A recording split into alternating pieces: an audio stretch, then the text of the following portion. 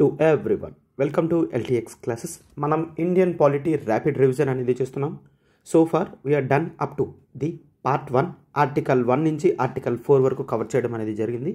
And basic background కూడా complete చేయడం అనేది జరిగింది, రైట్. అండ్ దాంట్లో భాగంగా now in this class we shall deal with the citizenship topic. అయితే పార్ట్ 1 తర్వాత సిటిజన్షిప్ అనేది పార్ట్ 2 ఆఫ్ ఇండియన్ కాన్స్టిట్యూషన్లో చూస్తాము. Coming to the part of articles విషయానికి వస్తే ఆర్టికల్ 5 నుంచి ఆర్టికల్ 11 దాకా మనం సిటిజన్షిప్లో చూడడం అనేది జరుగుతుంది. ఆర్టికల్ 5 టు ఆర్టికల్ 11 అయితే వెరీ ఇంపార్టెంట్ టాపిక్స్. అయితే ర్యాపిడ్ రివిజన్ చేసేటప్పుడు టాపిక్స్లో ఇంపార్టెంట్ క్రక్స్ పాయింట్స్ అనేవి మనం డిస్కస్ చేసుకుంటున్నాం కదా, రైట్. సో అయితే ఈ సిటిజన్షిప్ చాప్టర్లో చూడండి, జనరల్గా ఇండియాలో ఎవరైతే ఉంటారో, for example every people can be considered under these categories. Like ఎవరైనా ఇండియాలో ఉంటే వాళ్ళు ఇండియన్ సిటిజన్ అవ్వచ్చు, రైట్. సిటిజన్ కాకపోతే మిగిలిన వాళ్ళందరినీ కూడా మనం ఏలియన్స్ కింద కన్సిడర్ చేయడం జరుగుతుంది, రైట్. సో ఒకటి సిటిజన్స్ అండ్ ఏలియన్. అయితే ఏలియన్స్లో కూడా మనకి 2 డివిజన్స్ అనేవి ఉన్నాయి. ఒకటి that is the friendly aliens and మరొకటి ది ఎనిమీ ఏలియన్స్.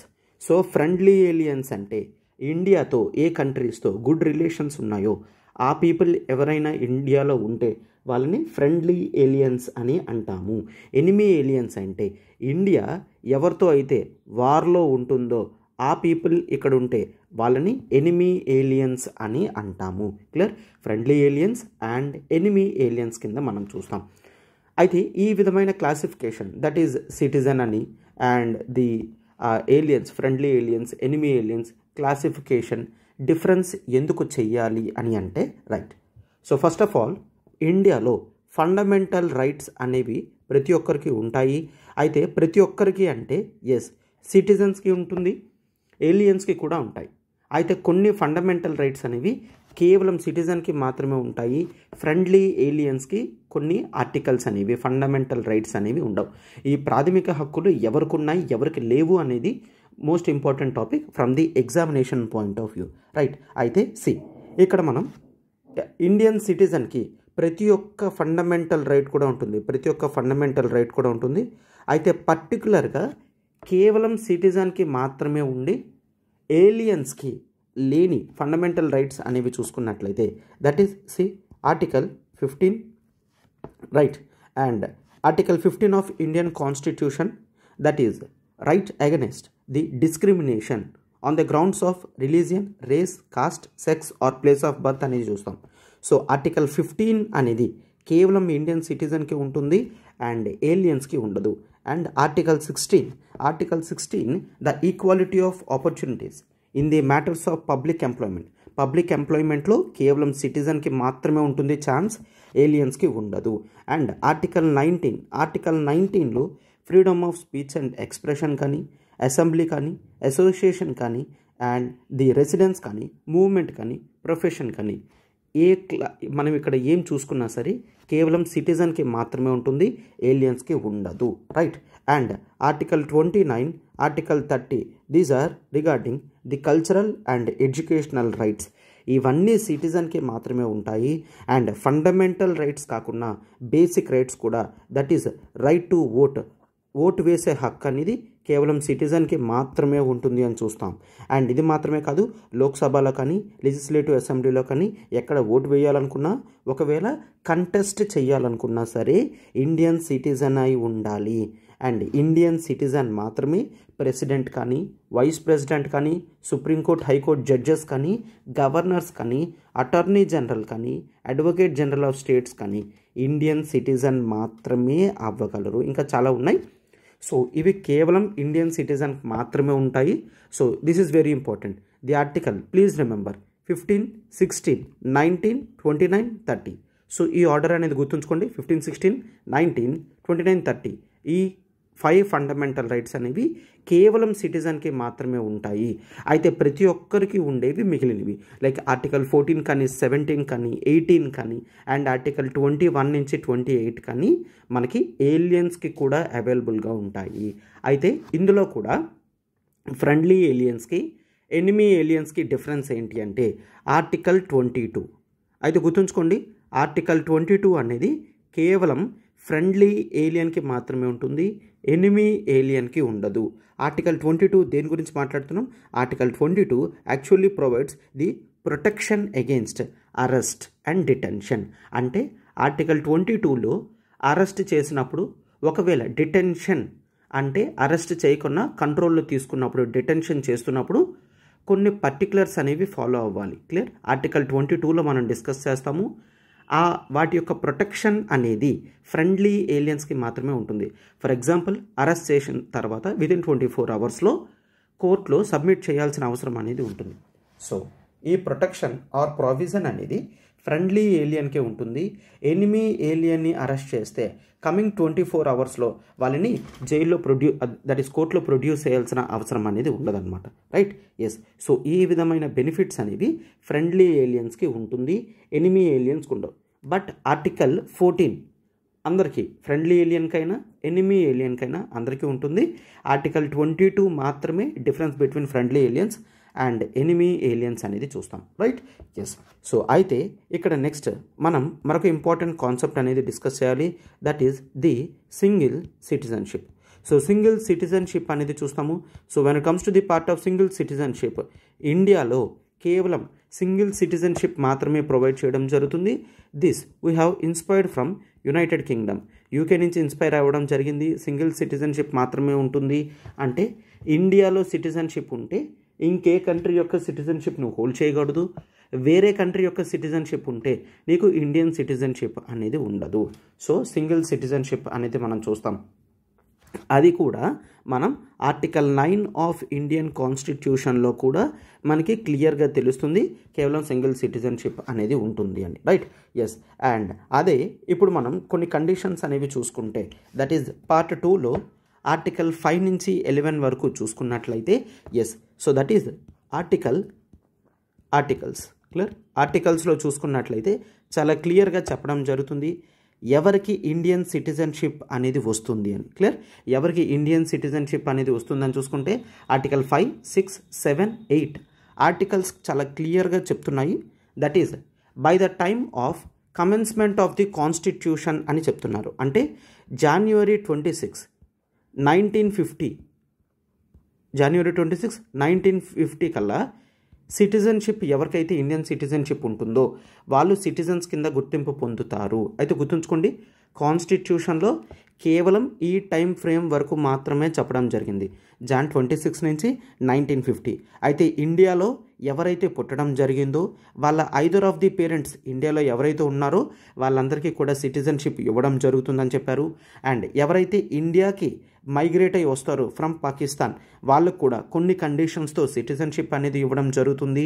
అండ్ ఎవరైతే పాకిస్తాన్కి మైగ్రేట్ అయ్యి తర్వాత వితిన్ ఫ్యూ మంత్స్లో ఆర్ వితిన్ ఫ్యూ ఇయర్స్లో ఇండియాకి రావడం జరుగుతుందో, ఇండియాకి వచ్చి రీసెటిల్ అవుతారో వాళ్ళకి కూడా సిటిజన్షిప్ ఇవ్వడం జరుగుతుంది.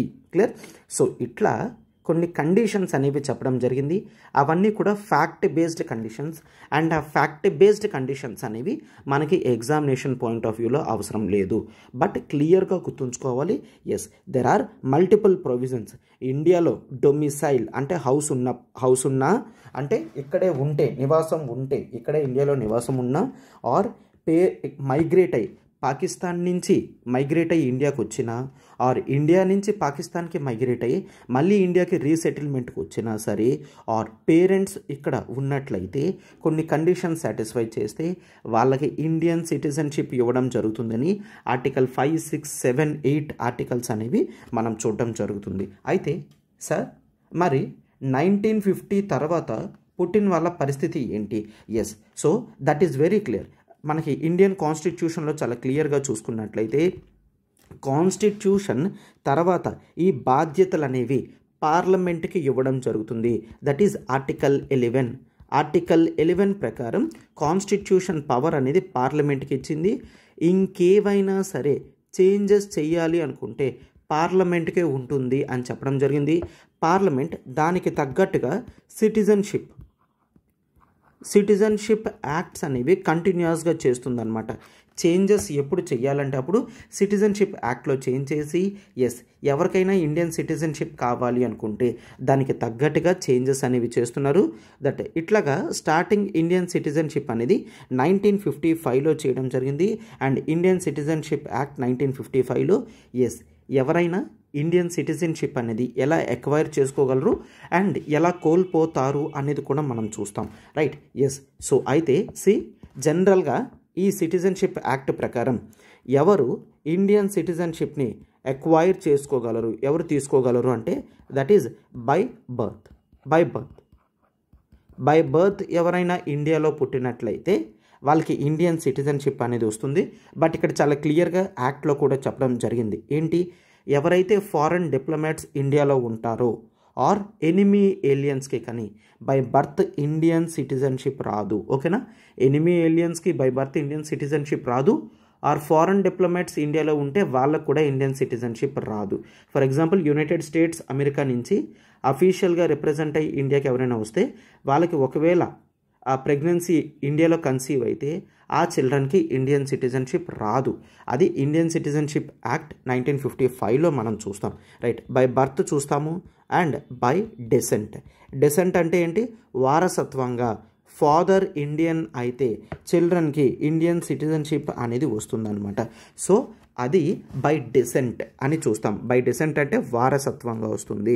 అండ్ ఇది మాత్రమే కాదు, ఇండియన్ సిటిజన్షిప్ అనేది బై రిజిస్ట్రేషన్ కూడా మనం సంపాదించుకోగలం. కొన్ని కండిషన్స్ని సాటిస్ఫై చేసిన తర్వాత రిజిస్ట్రేషన్ అనేది మనం చేసుకుంటే ఇండియన్ సిటిజన్షిప్ అనేది వస్తుందన్నమాట. రైట్. అండ్ ఇది కూడా క్లియర్గా చెప్పడం జరిగింది. ఒకవేళ ఈవెన్ డెసెంట్లో కానీ ఒక చిల్డ్రన్ బిఫోర్ 18 ఇయర్స్ చాలా క్లియర్గా గుర్తుంచుకోండి. ఇక్కడ నేను మెన్షన్ చేస్తున్నప్పుడు ఇండియన్స్ ఎవరైనా సరే ఫారెన్ కంట్రీలో కన్సీవ్ అయితే, for example Indian couple Indian couple వీళ్ళు అయితే వీళ్ళు ఫారెన్ కంట్రీలో ఒక చైల్డ్ని కనడం జరుగుతుంది. Let's take he is C. అయితే వితిన్ ఫ్యూ డేస్ ఆర్ మంత్స్లో that is the central government అఫీషియల్గా యాక్సెప్ట్ చేసిన బాడీస్ అనేవి ఉంటాయి కదా, పాస్పోర్ట్ ఆఫీసెస్ కానీ ఎంబసీస్ అనేవి ఉంటాయి కదా, అక్కడ రిజిస్ట్రేషన్ అనేది చేసుకోవాలి. క్లియర్. ఒకవేళ రిజిస్ట్రేషన్ చేసుకోకపోతే దట్ ఈస్ ఇంకా క్లియర్గా చెప్పాలంటే ఇండియన్ కాన్సులేట్ ఆఫీసెస్ ఉంటాయి. ఈ ఇండియన్ కాన్సులేట్ ఆఫీసెస్లో రిజిస్ట్రేషన్ అనేది చేసుకోవాలి. రిజిస్ట్రేషన్ చేసుకుంటేనే వాళ్ళకి ఇండియన్ సిటిజన్షిప్ అనేది వస్తుందన్నమాట. ఇంకా క్లియర్గా చెప్పాలంటే పుట్టిన లెస్ దెన్ 1 year అని చెప్తారు. ఆర్ ఒకవేళ సెంట్రల్ గవర్నమెంట్ పర్మిషన్ ఇచ్చిందంటే 1 year తర్వాత రిజిస్ట్రేషన్ చేసుకున్న వాళ్ళకి ఇండియన్ సిటిజన్షిప్ అనేది అలానే ఉంటుంది. ఆ చిల్డ్రన్కి కూడా ఇండియన్ సిటిజన్షిప్ అలానే ఉంటుంది. బట్ జనరల్గా కొన్ని కంట్రీస్ ఏం చేస్తాయంటే బై బర్త్ ఆ కంట్రీలో పుడితే వాళ్ళ రిజిస్ట్రేషన్ వాళ్ళ సిటిజన్షిప్ అనేది ఇవ్వడం జరుగుతుంది.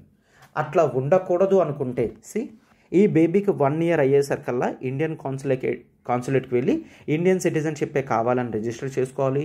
ఆర్ ఒకవేళ లేట్ అయినా సెంట్రల్ గవర్నమెంట్ పర్మిషన్ ఇస్తే ఆ స్కోప్ అనేది ఉంటుందన్నమాట. రైట్. అండ్ ఇక్కడ కూడా చాలా క్లియర్గా చెప్తున్నారు. 18 years కల్లా మళ్ళీ ఖచ్చితంగా ఇండియాలో రిజిస్ట్రేషన్ అనేది చేసుకోవాలి. సో దట్ అప్పుడు మాత్రమే ఇండియన్ సిటిజన్షిప్ అనేది ఉంటుంది. క్లియర్. అండ్ ఒకవేళ వేరే కంట్రీ యొక్క సిటిజన్షిప్ అనేది తీసుకున్న 18 years తర్వాత కావాలంటే వీళ్ళు మళ్ళీ రెన్యూ చేసుకోవచ్చు. ఫర్ ఎగ్జాంపుల్ ఒక వ్యక్తి లెస్ దెన్ 1 yearలో ఇండియన్ కాన్సులేట్ ఆఫీస్లో రిజిస్ట్రేషన్ చేసుకోవడం జరిగింది. తర్వాత ఆ వ్యక్తి at the age of 10 years at the age of 10 years వేరే కంట్రీ సిటిజన్షిప్ అనేది తీసుకుంటారు వాళ్ళ పేరెంట్స్. సో అయితే ఈ వ్యక్తికి మాత్రం 18 years తర్వాత మళ్ళీ ఛాన్స్ ఉంటుందన్నమాట ఇండియన్ సిటిజన్షిప్ అనేది తీసుకోవడానికి. వాళ్ళ పేరెంట్స్ వేరే కంట్రీ సిటిజన్షిప్ తీసుకున్నప్పటికీ కూడా ఈ వ్యక్తి లెస్ దెన్ 1 yearలో ఇండియన్ కాన్సులేట్ ఆఫీసర్లో రిజిస్ట్రేషన్ చేసుకున్నారు కాబట్టి 18 years తర్వాత మళ్ళీ ఇండియన్ సిటిజన్షిప్ కావాలంటే ఇవ్వడం జరుగుతుందన్నమాట. రైట్.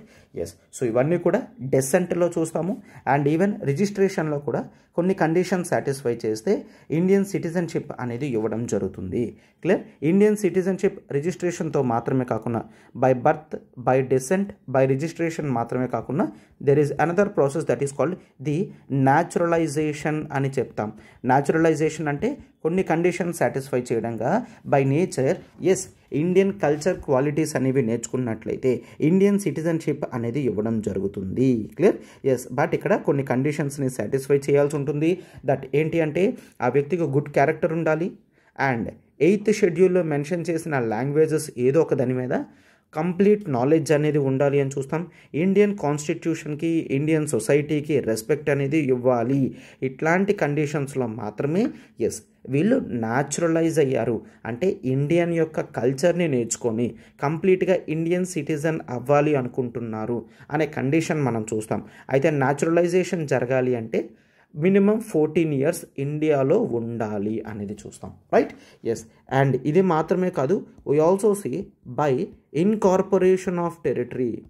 అంటే ఒకవేళ ఇండియా ఏ లొకేషన్ అయినా, ఏ టెరిటరీనైనా ఇన్కార్పొరేట్ చేసుకుంది అనుకోండి, అంటే ఎక్వైర్ చేసుకుంది అనుకోండి, అప్పుడు ఇండియన్ సిటిజన్షిప్ యాక్ట్ అనేది వాళ్ళకి వర్తిస్తుంది. And it is very clear that వీళ్ళ సిటిజన్షిప్ స్టేటస్ అనేది ఎవరి చేతుల్లో ఉంటుంది అంటే వీళ్ళందరూ ఇండియన్ సిటిజన్ కింద వస్తారా, ఆర్ వీళ్ళందరూ మళ్ళీ రిజిస్ట్రేషన్ చేసుకోవాలా, న్యాచురలైజేషన్ చేసుకోవాలా అనే కండిషన్ ఎవరు చెప్తారంట? Central government. కన్ఫ్యూజ్ అవ్వద్దు, ఇది మోస్ట్ ఇంపార్టెంట్ ట్రాప్. ఇది చాలా క్లియర్గా అబ్జర్వ్ చేయండి. మనకి కాన్స్టిట్యూషన్ పవర్ పార్లమెంట్కి ఇచ్చింది, ఇంకేవైనా సిటిజన్షిప్ రూల్స్ చేంజ్ చేయాలంటే చేంజ్ చేయొచ్చని. దాని ప్రకారం by acquire, by descent, by registration, by naturalization, by incorporation of territories అనేవి చూస్తాం. అయితే ఇన్కార్పొరేషన్లో ఇండియన్ సిటిజన్షిప్ వాళ్ళకి బేసిక్గా ఇచ్చేస్తున్నారా, ఆర్ వీళ్ళు ఇప్పుడు రిజిస్ట్రేషన్ చేసుకోవాలా, ఆర్ వీళ్ళు ఇప్పుడు న్యాచురలైజేషన్ చేసుకోవాలా అన్న కండిషన్స్కి మాత్రం ఇన్కార్పొరేషన్ ఆఫ్ టెరిటరీస్లో పవర్ సెంట్రల్ గవర్నమెంట్కి ఉంటుంది, పార్లమెంట్కి కాదు. ఓకేనా? ఇది ఇంపార్టెంట్ ట్రాప్. ఇది incorporation of territory. For example India పుడుచ్చేరిని ఇండియాలోకి తీసుకోవడం జరిగింది. ఎప్పుడైతే ఇన్కార్పొరేట్ చేసుకుందో పాండిచ్చేరి ఆర్ ఇప్పుడు పుడుచ్చేరి, క్లియర్గా చెప్పడం జరిగింది సెంట్రల్ గవర్నమెంట్, మీరందరూ కూడా ఇండియన్ సిటిజన్ కిందగానే ఉంటారు అని. సో వాళ్ళు ఎటువంటి రిజిస్ట్రేషన్ కానీ ఎటువంటి ఇన్కార్పొరేషన్ కానీ చేయలేదు అని చూస్తాం. Right? So this is important condition. And ఇది మాత్రమే కాదు, there is some other thing that is called Assam accord. అస్సాంలో ఉన్నట్లయితే అక్కడ సిటిజన్షిప్ చేంజెస్ అనేవి కొన్ని చేయడం జరిగింది. But this is completely this is internal security టాపిక్స్లో మనం చూస్తాము. సో ఇది ఇండియన్ పాలిటీకి అంత డిస్కస్ చేయాల్సిన అవసరం ఏం లేదు. క్లియర్? అస్సాం అకార్డ్ ప్రకారం అస్సాంలో కొంత చేంజ్ అనేది ఉంటుంది. అండ్ ఇది మాత్రమే కాకుండా ద మోస్ట్ ఇంపార్టెంట్ చేంజ్ అనేది Indian citizenship act, that is citizenship amendment act 2019 చూస్తాం. సిటిజన్షిప్ అమెండ్మెంట్ యాక్ట్ 2019 ప్రకారం కొన్ని స్పెషల్ ప్రొవిజన్స్ అనేవి ఎవరైతే ఆఫ్ఘనిస్తాన్ నుంచి, ఎవరైతే బంగ్లాదేశ్ నుంచి అండ్ ఎవరైతే పాకిస్తాన్ నుంచి ఇండియాలోకి మైగ్రేట్ అయి వస్తున్నారో వాళ్ళకి సిటిజన్షిప్ అనేది ఇవ్వడం జరుగుతుంది. బట్ ఇక్కడ కొన్ని లెసర్ కండిషన్స్తోనే సిటిజన్షిప్ అనేది ఇవ్వడం జరుగుతుందన్నమాట. ఫర్ ఎగ్జాంపుల్ ఇక్కడ కూడా వీళ్ళకి దట్ ఈజ్ వాళ్ళు హిందూస్ అయినా అవ్వాలి, ఆల్ వాళ్ళు ది సిక్ కమ్యూనిటీ అయినా, ఆర్ ది బుద్ధిస్ట్ పీపుల్ అయినా, or they are from Jain people అయినా, they are from Parsi, or they are from Christianity. So ఈ కమ్యూనిటీస్లో ఉన్నవాళ్ళు ఎవరైనా ఆఫ్ఘనిస్తాన్ నుంచి, పాకిస్తాన్ నుంచి, బంగ్లాదేశ్ నుంచి ఇండియాకి మైగ్రేట్ అయ్యి వస్తే వాళ్ళకి కండిషన్స్ అనేవి లోయర్ చేయడం జరిగింది. క్లియర్? అంటే రిజిస్ట్రేషన్ ప్రకారం, న్యాచురలైజేషన్ ప్రకారం టైమ్ లైన్స్ ఏవైతే ఉంటాయో ఆ టైమ్ లైన్స్ 2019 అమెండ్మెంట్ యాక్ట్లో తగ్గించడం జరిగింది. సో ఒక్కసారి చాలా క్లియర్గా చూడండి, that is Indian citizenship act ప్రకారం మనం ఇండియన్ సిటిజన్షిప్ ఎట్లా తెచ్చుకోగలము? బై బర్త్ కానీ, బై డెసెంట్ కానీ, బై రిజిస్ట్రేషన్ కానీ, బై న్యాచురలైజేషన్ కానీ, బై ఇన్కార్పొరేషన్ ఆఫ్ టెరిటరీ కానీ, అస్సాం అకార్డ్ రూల్స్ ప్రకారం కానీ, ఆర్ 2019 అమెండ్మెంట్ యాక్ట్ ప్రకారం కూడా చేంజ్ ఉంటుంది అని మనం చూస్తాం. రైట్? ఎస్. అండ్ ఇది మాత్రమే కాదు, మనం సిటిజన్షిప్ ఎక్వైర్ చేసుకోవడం ఓకే, బట్ కొన్ని కండిషన్స్లో ఇండియన్ సిటిజన్షిప్ అనేది కోల్పోతాం కూడా. దాన్ని ది లాస్ ఆఫ్ సిటిజన్షిప్ కింద మనం చూడొచ్చు. Loss of citizenship. So loss of citizenship ప్రకారం చూసుకున్నట్లయితే ఇక్కడ కండిషన్స్ బై రెనౌన్సియేషన్ అంటే మనం ఎటువంటి ఒత్తిడి లేకుండా మన సిటిజన్షిప్ని వదిలేసుకుంటున్నాము అని గవర్నమెంట్ ఆఫ్ ఇండియాకి చెప్తే అప్పుడు రెనౌన్సియేషన్ భాగంగా ఒక డిక్లరేషన్ మనం ఇచ్చినట్లయితే మన ఇండియన్ సిటిజన్షిప్ అనేది మనం కోల్పోతాము. క్లియర్? అయితే ఇక్కడ క్లియర్గా చెప్తున్నాను. రెనౌన్సియేషన్ ప్రకారం లెట్స్ టేక్ ఒక కపుల్ ఇండియన్ సిటిజన్షిప్ వదులుకున్నారు, United Kingdom citizenship or United States of America citizenship అట్లా తీసుకున్నారు అనుకోండి. ఎగ్జాంపుల్, వాళ్ళ చైల్డ్కి మాత్రం అప్పటికి లెస్ దెన్ 18 years అనుకోండి. అదే వ్యక్తి మళ్ళీ 18 years టర్న్ అవుట్ అయితే he can take back his Indian citizenship. నేను ఆ ఫారెన్ కంట్రీస్లో ఉండను, నేను ఇండియాలోనే ఉంటాను, నాకు ఇండియన్ సిటిజన్షిప్ కావాలి అనుకుంటే ఈ వ్యక్తి 18 years తర్వాత మళ్ళీ రిజిస్ట్రేషన్ చేసుకొని వెంటనే ఇండియన్ సిటిజన్షిప్ అనేది రెస్యూమ్ చేసుకోవచ్చు. బట్ అది కూడా వితిన్ 1 year, అంటే 18 years క్రాస్ అయిన తర్వాత 19 years లోపల మాత్రమే ఒక 1 year టైం స్పాన్ అనేది ఇవ్వడం జరిగింది. ఇది అది రెనౌన్సియేషన్ అని చూస్తాం. అండ్ ఇది మాత్రమే కాదు, బై టెర్మినేషన్ అనేది చూస్తాం. అంటే ఇండియాయే వాళ్ళ యొక్క సిటిజన్షిప్ అనేది టెర్మినేట్ చేస్తుంది, తీసేస్తుంది. ఎప్పుడు? For example, India Pakistan war అవుతుంది, బట్ ఇండియా వ్యక్తి పాకిస్తాన్కి కొంత ఇన్ఫర్మేషన్ ఇచ్చి అండ్ ఈ వార్ కండిషన్స్లో పాకిస్తాన్కి సపోర్ట్ చేస్తున్నారనుకోండి, అది ఇండియాకి తెలిసింది అనుకోండి, వెంటనే ఇతని సిటిజన్షిప్ అనేది రద్దు చేసి అతన్ని పాకిస్తాన్ పంపించడం జరుగుతుందన్నమాట. క్లియర్? సో అట్లాంటి కండిషన్స్లో బై టెర్మినేషన్ అని చూస్తాము. అండ్ ఇది మాత్రమే కాకుండా బై డెప్రివేషన్ కూడా చేయడం జరుగుతుంది. అంటే ఇక్కడ కొన్ని కండిషన్స్ ఇస్తారు, ఆ కండిషన్స్లో ఏదైనా చేస్తే ఇండియన్ సిటిజన్షిప్ అనేది పోతుంది. ఫర్ ఎగ్జాంపుల్, ఒక వ్యక్తి ఇండియన్ సిటిజన్ కాదు, బట్ రిజిస్ట్రేషన్తో ఇండియన్ సిటిజన్షిప్ అనేది తెచ్చుకున్నాడు. బట్ ఆ తెచ్చుకునే ప్రాసెస్లో ఫ్రాడ్ అప్లికేషన్స్ పెట్టాడు అనుకోండి, అతనికి సిటిజన్షిప్ ఇచ్చినా సరే వెంటనే మళ్ళీ తీసేయడం జరుగుతుందన్నమాట. అండ్ ఇండియన్ కాన్స్టిట్యూషన్కి డిస్లాయల్టీ చూపించిన రిజిస్ట్రేషన్ తీసేస్తారు. అండ్ వార్ జరుగుతున్నప్పుడు అన్లాఫుల్ ట్రేడ్ అనేది చేసిన ఇండియన్ సిటిజన్షిప్ అనేది తీసేస్తారు. క్లియర్? అండ్ ఎవరికైనా న్యాచురలైజేషన్తో ఇండియన్ సిటిజన్షిప్ వస్తే, ఇండియన్ సిటిజన్షిప్ వచ్చిన 2 yearsలో ఒకవేళ ఎవరైనా జైలుకి వెళ్తే వితిన్ అది కూడా 2 years జైలు శిక్ష అనేది పడిందనుకో, అప్పుడు కూడా వీళ్ళకి సిటిజన్షిప్ అనేది తీసేస్తారు. For example, I'm just telling, న్యాచురలైజేషన్తో నీకు 2020లో సిటిజన్షిప్ అనేది వచ్చింది. 2020 నుంచి 2025 వరకు అంటే 5 years స్పాన్లో నీకు 2 years జైలు శిక్ష అనేది పడింది అనుకోండి. 2 years జైలు శిక్ష పడితే వెంటనే నీకు ఇండియన్ సిటిజన్షిప్ అనేది క్యాన్సిల్ చేసేస్తారు. క్లియర్? రైట్. సో ఇట్లాగా బై డిప్రవేషన్తో ఇండియన్ సిటిజన్షిప్ అనేది పోతుంది. అండ్ ఎవరైనా సరే ఇండియాకి ఇన్ఫార్మ్ చేయకుండా గత 7 సంవత్సరాలుగా బయట కంట్రీస్లోనే ఉంటున్నారు, అసలు ఏ విధమైన ఇన్ఫర్మేషన్ కూడా ఇండియాకి ఇవ్వట్లేదంటే వాళ్ళకు కూడా ఆటోమేటిక్గా ఇండియన్ సిటిజన్షిప్ అనేది తీసేయడం జరుగుతుంది. క్లియర్? ఎస్. సో ఈ విధంగా లాస్ ఆఫ్ సిటిజన్షిప్ కూడా by renunciation, by termination and by deprivation అనేది చూస్తాం. రైట్? ఎస్. అండ్ దీని తర్వాత one of the most important topic that is overseas citizenship of India. అయితే ఎస్, ఇండియన్స్ కొంతమంది వేరే కంట్రీకి వలస వెళ్ళడం జరిగింది, అక్కడ సిటిజన్షిప్ వాళ్ళు తీసుకున్నారు, బట్ వాళ్ళ రిలేటివ్స్ కానీ వాళ్ళందరూ కూడా ఇండియాలో ఉన్నారు, కంటిన్యూస్గా ఇండియాకి వస్తున్నారు అండ్ ఇండియాకి సపోర్ట్ చేస్తున్నారు. అంటే వేరే కంట్రీ సిటిజన్షిప్ ఉన్నా సరే ఇండియా అంటే రెస్పెక్ట్ కానీ అన్నీ చూపిస్తున్నారు, కంటిన్యూస్గా ఇండియాకి రావాలనుకుంటున్నారు. ఎస్. సో అట్లాంటి వాళ్ళకి ఏదైనా బెనిఫిట్ చేయాలి అని అనుకున్నారు. So they have brought few topics like ఇనీషియల్గా వాళ్ళకి బెనిఫిట్ చేసినందుకు పర్సన్స్ ఆఫ్ ఇండియన్ ఆరిజిన్ అనే సర్టిఫికేట్ ఇచ్చేవారు. ఈ పర్సన్స్ ఆఫ్ ఇండియన్ ఆరిజిన్ ప్రకారం PIO persons of Indian origin. So వీళ్ళకి కొన్ని బెనిఫిట్స్ అనేవాళ్ళు ఇచ్చేవారు అనమాట. రైట్? నువ్వు ఇండియాతో ఆ రిలేషన్ అనేది మెయింటైన్ చేయి. సో వీళ్ళందరూ కూడా మనం ఒక డయాస్పోరా కింద చూస్తాం. డయాస్పోరా అంటే ఇండియన్సే వేరే కంట్రీకి వెళ్ళి అక్కడ సిటిజన్షిప్ తీసుకున్నా ఇండియా అంటే వాళ్ళకి హ్యూజ్ రెస్పెక్ట్ అనేది ఉంది. సో అది మెయింటైన్ చేయాలనుకుంటున్నారు, ఇండియాకి కంటిన్యూస్గా రావాలనుకుంటున్నారు. అయితే ఇండియా కూడా ఏమని భావిస్తుందంటే, ఎస్, ఇండియన్స్ వేరే కంట్రీలో ఉంటే మనము కొన్నిసార్లు ఇంటర్నేషనల్ లెవెల్లో ఆ కంట్రీస్లో ప్రెజర్ అనేది తీసుకొని రాగలం, ఇండియాకి బెనిఫిట్ అవుతుంది అని ఇండియా భావించింది.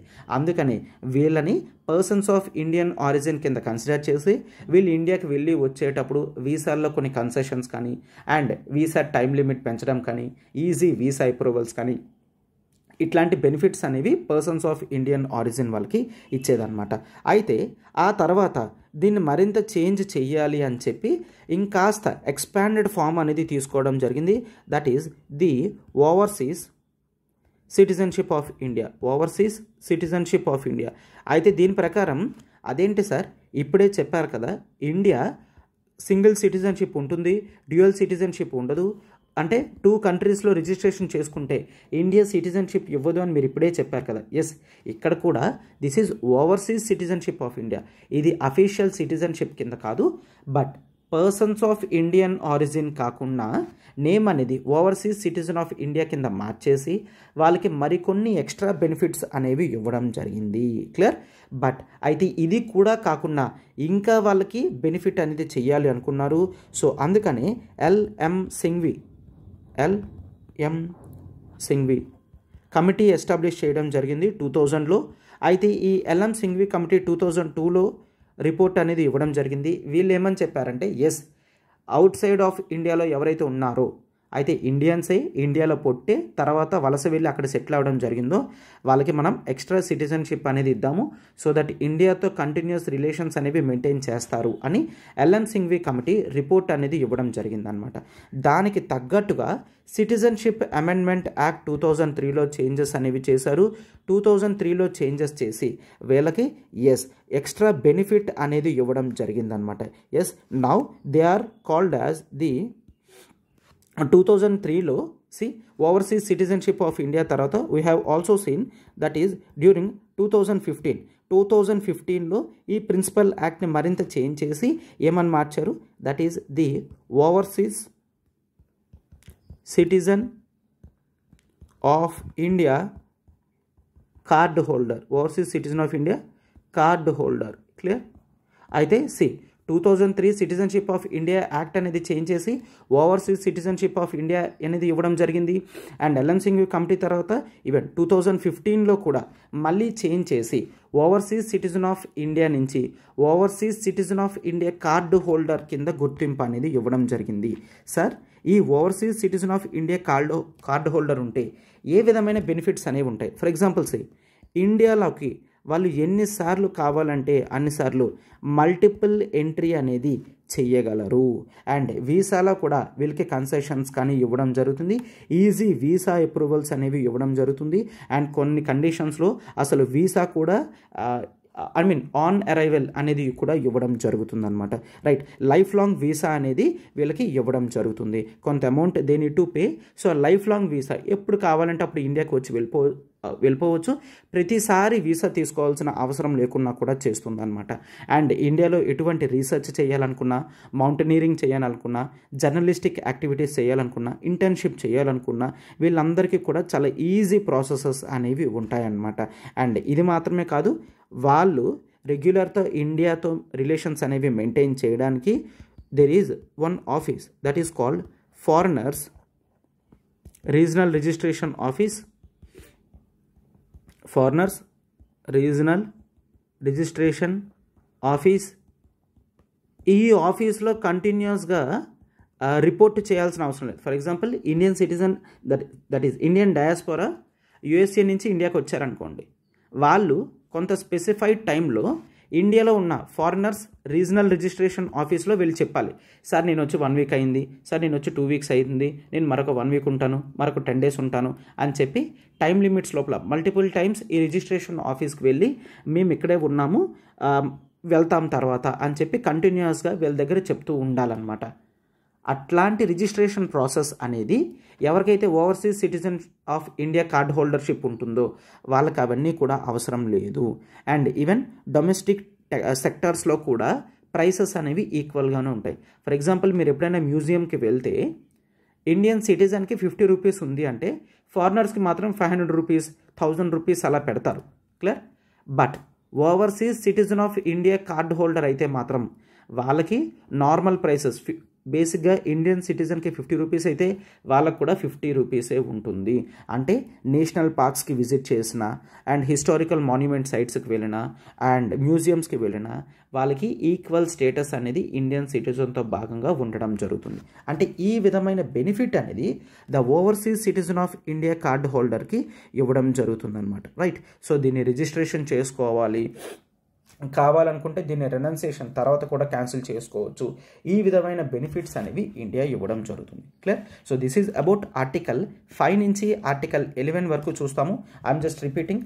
ఆర్టికల్ 5 ఇండియన్ సిటిజన్షిప్ అనేది కమెన్స్మెంట్ ఆఫ్ ది కాన్స్టిట్యూషన్ అంటే Jan 26, 1950 కల్లా ఏ విధంగా ఉండాలి అని చెప్పడం జరిగింది. And the rights of citizenship అనేది ఎవరైతే migrated to India from Pakistan చూసాము, మైగ్రేటెడ్ టు పాకిస్తాన్కి వెళ్ళి మళ్ళీ ఇండియాకి వస్తే వాళ్ళకి ఏ విధంగా ఉంటుంది. అండ్ సిటిజన్షిప్ అనేది as Indian origin residing outside India వాళ్ళకి సిటిజన్షిప్ ఎట్లా ఉంటుంది అనేది. అండ్ వాల్యూంటరీగా సిటిజన్షిప్ అనేది ఫారిన్ కంట్రీస్తో తీసుకుంటే ఇండియన్ సిటిజన్షిప్ అనేది పోతుంది. దాన్ని సింగిల్ సిటిజన్షిప్ ఆర్టికల్ 9 చూస్తాము. And rights of citizenship continue అవ్వడానికి ఆర్టికల్ 10. అండ్ పార్లమెంట్కే సిటిజన్షిప్ మీద చేంజెస్ చేయడానికి పవర్ ఉంటుంది article 11. Clear. So this is completely about Indian citizenship chapter. దీంట్లో ప్రాబబుల్ క్వశ్చన్స్ ఏవొస్తాయో అవన్నీ కూడా నేను చెప్పడం జరిగింది. సో వీటన్నిటిని మీరు కూడా స్ట్రెస్ చేసి గుర్తుంచుకోండి. This is very important topic. Right. Yes.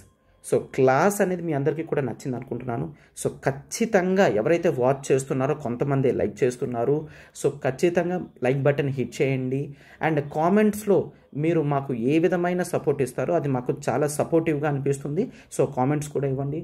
Channel subscribe చేసుకోకపోతే సబ్స్క్రైబ్ చేసుకోండి. ఫెలో ఆస్పిరెంట్స్కి కూడా షేర్ చేయండి అమ్మా. ఎగ్జామినేషన్ టైంలో వాళ్ళందరికీ కూడా హెల్ప్ చేస్తుంది. రైట్. ఎస్. Thank you.